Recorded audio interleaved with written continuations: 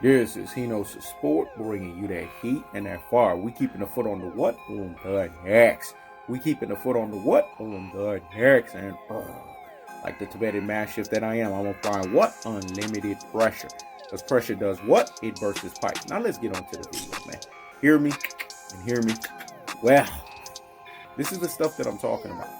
Patrick Mahomes or LeBron James, who's the best player? Really? Okay, Patrick Mahomes, we could justify that. You know why? Because he won a Super Bowl. You know why? Because he's a Super Bowl MVP. Let me say it again. Patrick Mahomes, we could justify that. You know why? Because he won a Super Bowl. You know why? Because he's a Super Bowl MVP. But what the heck has LeBron James won? You classic dosing, you trophy. You Rudy Poo and you plump ring. You ultra fanboys with the ultra fanboy rhetoric. LeBron hasn't won nothing. So why is LeBron being propped up as a guy who's the best player in all of sports? Really?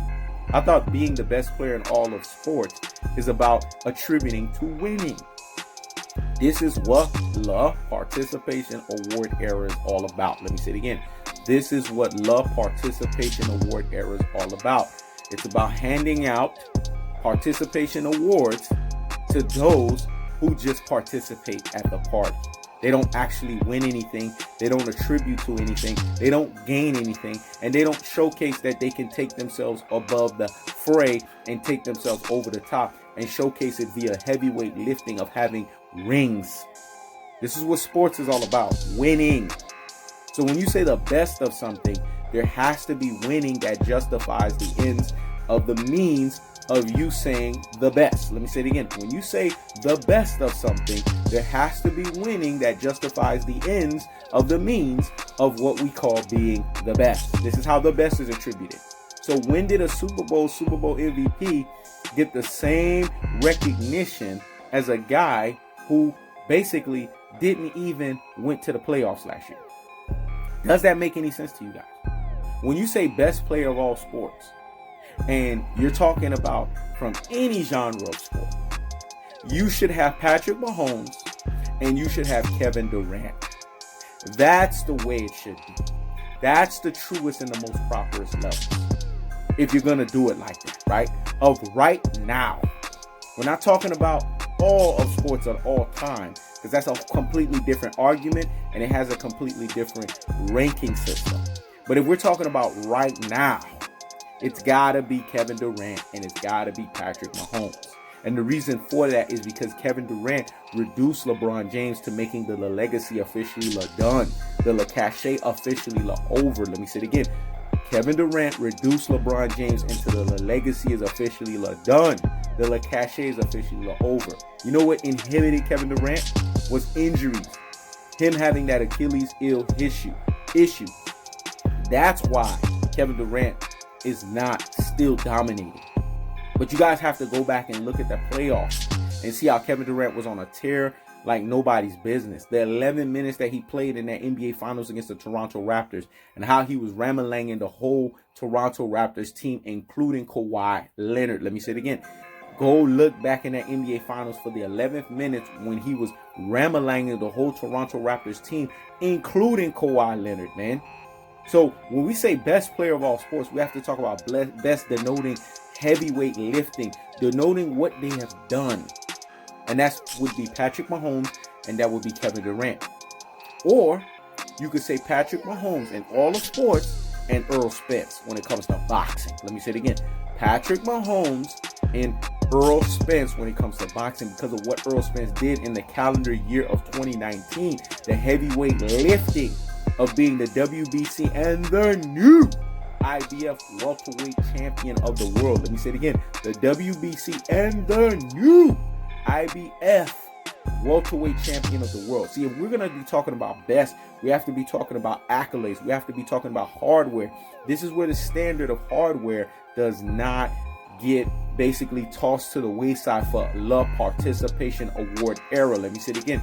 This is where the standard of hardware does not get pushed to the wayside for the Participation Award era. What you guys have to understand is we have to judge the basis. We have to weigh it on the balances of guys actually having something of substance and sustenance to justify it, i.e. winning.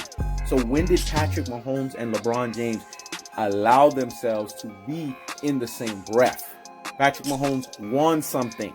LeBron James didn't even win anything. Let me say it again, because what I said was so deep and profound. Hear me? Hear me? Well, Patrick Mahomes won something. So I could understand the justification behind why people are getting behind him. He has a Super Bowl and a Super Bowl MVP to denote that. LeBron James didn't even win anything, couldn't even make it to the playoffs. So what are we talking about here? Again, recap Rudy Ford Plum Brains. Recap classic Goats and Trogo guys. Recap ultra fanboys with the ultra fanboy rhetoric. Patrick Mahomes, I can justify that. But the other people that you need to put in is Kevin Durant and Errol Spence. That would make sense in all of sports because they have hardware.